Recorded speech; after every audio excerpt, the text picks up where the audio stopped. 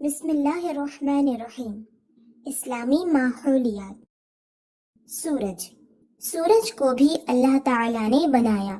وہ روزانہ مشرق سے نکلتا ہے، اپنے راستے پر چلتا ہے اور مغرب میں ڈوب جاتا ہے۔ جب سورج نکلتا ہے تو ہر طرف روشنی پھیل جاتی ہے، اس کو دن کہتے ہیں، اور جب وہ ڈوب جاتا ہے تو اندھیرا ہو جاتا ہے، اس کو رات کہتے ہیں۔ اس طرح روزانہ دن اور رات بنتے ہیں۔ ڈوبنے سے پہلے روزانہ وہ اللہ کو سجدہ کرتا ہے اور اگلے دن نکلنے کی اجازت مانگتا ہے تو اسے اجازت مل جاتی ہے۔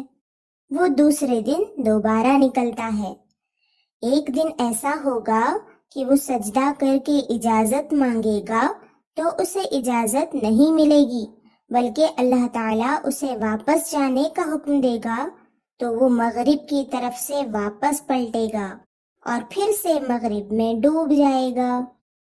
چاند کو بھی اللہ تعالیٰ نے بنایا، وہ اسی کے حکم پر چلتا ہے۔ اللہ نے چاند کا ایک راستہ بنایا ہے، وہ اسی پر چلتا ہے، جس کی وجہ سے وہ کبھی باریک اور کبھی پورا نظر آتا ہے۔ اس کے باریک اور پورا ہونے کے حساب سے مہینے کی تاریخیں بنتی ہیں۔ ستارے، آسمان میں جو چھوٹی چھوٹی روشنیاں نظر آتی ہیں وہ ستارے ہیں۔ ان کو بھی اللہ تعالیٰ نے پیدا کیا ہے، یہ اللہ کے حکم پر کام کرتے ہیں۔ ان سے ہمیں رات کے وقت راستوں کا پتہ چلتا ہے، دن کے وقت یہ سورج کی روشنی کی وجہ سے دکھائی نہیں دیتے۔ سمندر، اللہ تعالیٰ نے سمندر بنایا جس میں بے حساب پانی ہے اور اس کے اندر کئی طرح کے جانور بنائے۔